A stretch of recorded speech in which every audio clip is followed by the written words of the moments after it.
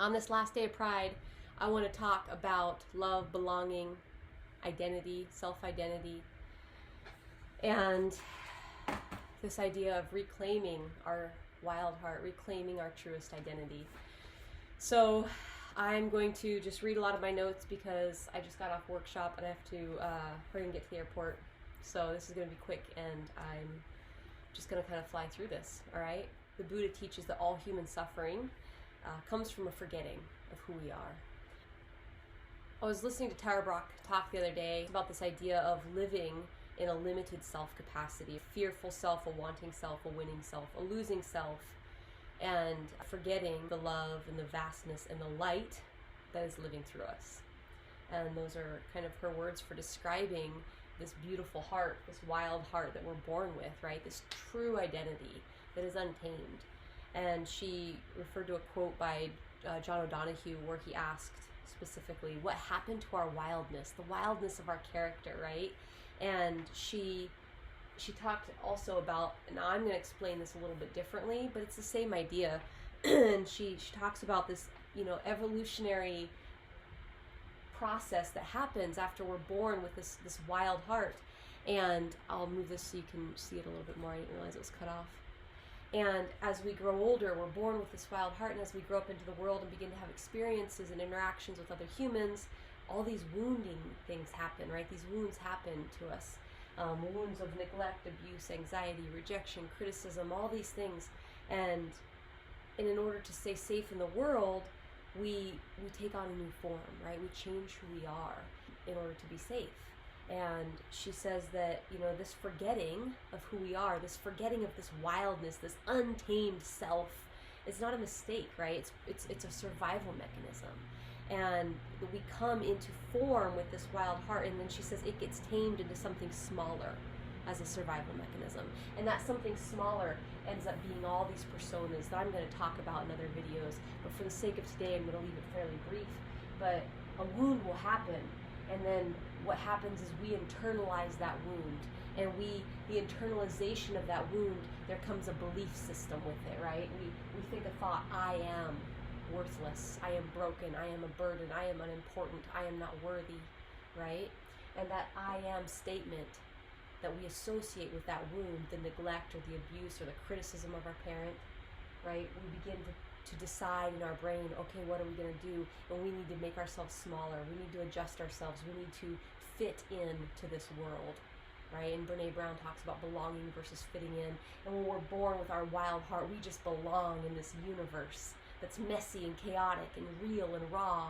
But then we have to fit in so that we can survive through adolescence. And we fit in by deciding what we'll do. I will prove my worth, right?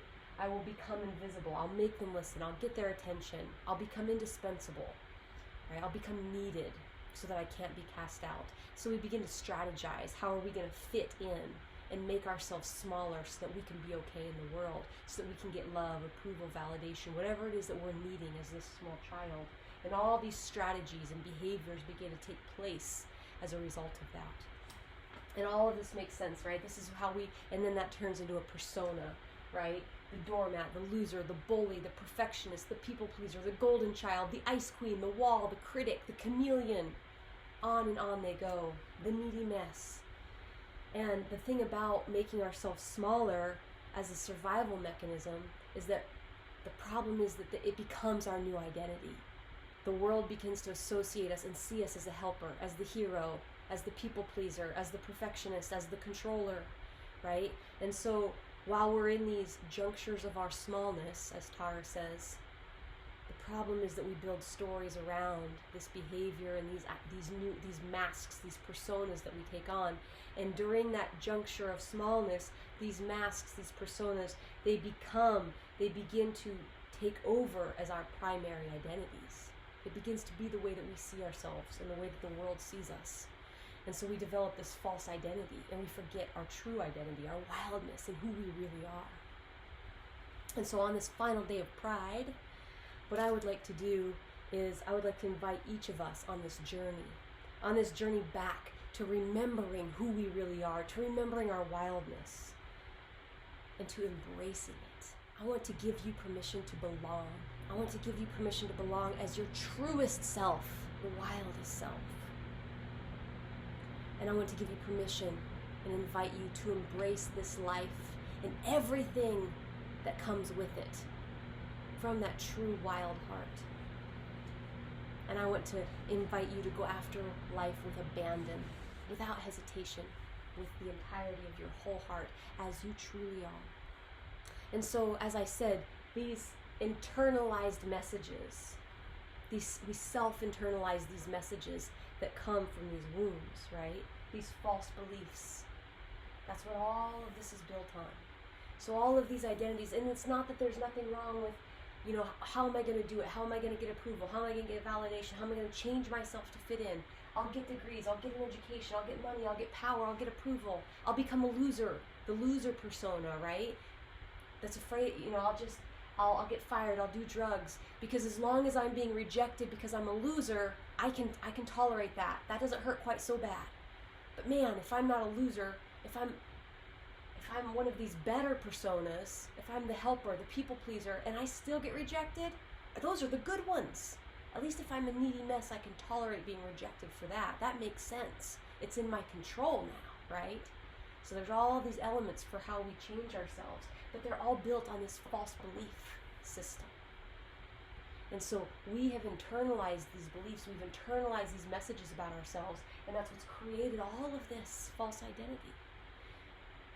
And if that wasn't enough, now we can go back and heal this, but if that wasn't enough, there's also, as we grow older, the external messages from the world, right? The community-inflicted beliefs, the mirrors of our parents, our aunts, our uncles, our teachers, our friends, our partners, our children, our pastors, our coaches, right? From the time we're a young child, it's like you're growing up in a house of mirrors. All these mirrors telling you who you are, sending you messages about your identity, who you are, who you need to be. While our brains are still developing, we're getting all these external messages. And this goes on through adulthood, right? Even as adults, our partners are telling us, and our friends are telling us who we are. And if you imagine growing up in this house of mirrors, it's like imagine being in, like, is it in the circus or in those funny houses where the mirrors are all wonky shaped and they're bent and they're all distorting your face and your body, right? There's all these mirrors and they're all a distortion. Doesn't matter what the message is, good or bad, it's a distortion because no one else can tell you who you are. Who you are, your identity, your worth, your lovability, everything about who you are in this wild heart that was forgotten and that was buried with all this stuff. Nobody else can tell you about that wild heart. When a child is born and it's placed in the hands of its mother or its father or its parent, they don't know who that baby is, who that child is. That wild heart is yet to be discovered, right? And so the world cannot tell you who you are. And so imagine, if you will, growing up in this house of mirrors, right? And there's all these distortions trying to tell you who you are. And when you grow up in that house, you don't know who you are anymore. You forget it. You don't even know by the time you're an adult and you've got all these mixed messages coming at you, all these mirrors sending you these external messages. You have forgotten. And what they don't know, what they forgot, what they never realized perhaps, is that our identity does not come from the world. It does not come from our behaviors. We cannot do anything to become more worthy or less worthy. We just are worthy. You are 100% worthy, 100% lovable. It's innate. Our identity doesn't come from what anyone else can see. It comes from within. It comes from this wild heart, from our own true original heart that we have to come back and rediscover. We have to remember. And then we get to decide based on that what we want, who we want to be, what we want to believe, and who we want to be in the world. And so our true identity, it comes from within. It comes from within. And so I want to talk a little bit about these mirrors, because we all grow up around these mirrors, and not only growing up around them, but we're still looking to the outside world for who we are. And so I want to tell you some of the messages. If I was to get my identity and my self-worth from the outside world, things the world tells me about me, people tell me that I'm sweet, that I'm sexy, that I'm thoughtful, that I'm kind, that I'm fun, that I'm intelligent. But it's all coming from their own distorted sense of who I am. What somebody thinks about you, it says way more about them than it does about you, right? And that's on the good side or the bad side. I also get people that tell me that I'm spacey, that I'm dramatic, that I'm overwhelming, that I'm calming, that I'm grounded, that I'm disrespectful, that I'm greedy, that I'm thoughtless, that I'm generous, that I'm inspiring. I literally had a friend, an ex's friend, say that I was quote unquote human garbage. What? Right? Wow, what a distorted mirror that is. So if I was to look in all these mirrors, and if I was to get my worth from the external mirrors that the world is trying to show me who I am, that's who I would be. Sweet, sexy, greedy, generous, human garbage,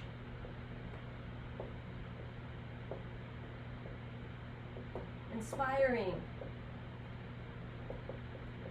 kind, loving, on and on it goes.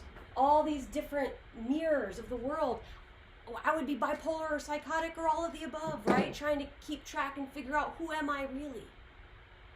And so how do we go back and remember our true heart? And how do we decide who we really are, who we want to be, and what this wild heart means to me?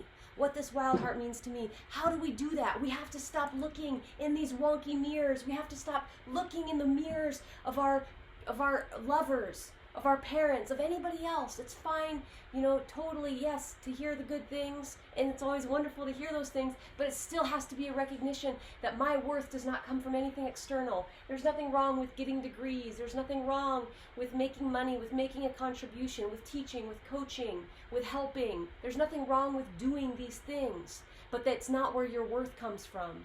It's not where your lovability comes from. It's not why you belong. You just are that. Your heart, your wild heart that you were born with, it came with it. It came with the package of being a human in this world. So it's fine to want to make a difference in the world, but it is not where your worth comes from. Take away the money, the degrees, all the good behavior. Take away how proud your parents are of you. Take away the relationship, the kids. Take it all away. That is not your identity. It can be part of what you want your life to look like. It can be part of what you identify with, but it is not who you are. It is not what makes you worthy. And so we have to stop looking in these mirrors for validation of who we are. How do we do this? How do we stop looking everywhere else and look from within? What I want to tell you is these mirrors, they're a lie. These mirrors are a lie. We have to break the mirror. Stop looking in those mirrors. We have to decide for ourselves and look within my heart. Who am I? And I want to tell you who I believe I am today. I am a person that blows my own damn mind all the time. I am an example of what is possible. I am continually stepping into the impossible year after year because I am continuing to evolve every year. To be an example of what is possible when someone is willing to forgive, to heal, to humble themselves, when someone is willing to be brave and courageous, even when it's hard. I am living proof of the capacity that we can continue to create by learning to manage our minds and healing our pain. I question everything. I push, I fight, I thrash, I breathe. I trust, I create. I heal, I connect, I evolve, I dance. I make new discoveries. I search and I serve the other humans around me that are also searching for answers, for love, for meaning, for the power to live wholehearted lives. I am fun, I am risky, I am dramatic, I am awkward, and I am uncomfortable on purpose, for a higher purpose. I am loud, I am loving, I am generous, I am kind, I am creative, I am inspiring. I have epic wins and I have epic losses. I am fierce. I am on my way to death with the knowledge that I will have left nothing on the field. That I have laid it all out, my whole heart, the ugly and the beautiful. I am the opposite of invisible. I am frail, I am fragile, I am human, I am infinite, I am powerful. I am love made visible. I am afraid, and yet I am in action, going after the fullness of this life and my contribution. I am judged, and I'm okay with that. I am a person that people are wrong about. I am misunderstood. I am resented. I am appreciated. I am loved. I am vast. I am whole. I am transparent. I have my own back. And I live this life from my own truest heart, with my whole heart. I am full throttle ahead. I am a human, and I own every part of this human experience with total acceptance and enthusiasm to grow with intentionality the parts of that experience that I love the most. These include love, laughter, connection, generosity, forgiveness, compassion, contribution, kindness, humility, second chances, the pain that comes from loving and losing, and all the memories that will last far beyond one mortal lifetime, the ones that will turn into a legacy. I am worthy. I am lovable. I am capable. I am a human. I am divine. And I belong. This is who I am, and I am madly in love with me. I invite you to do the same. Okay, talk later. Bye-bye.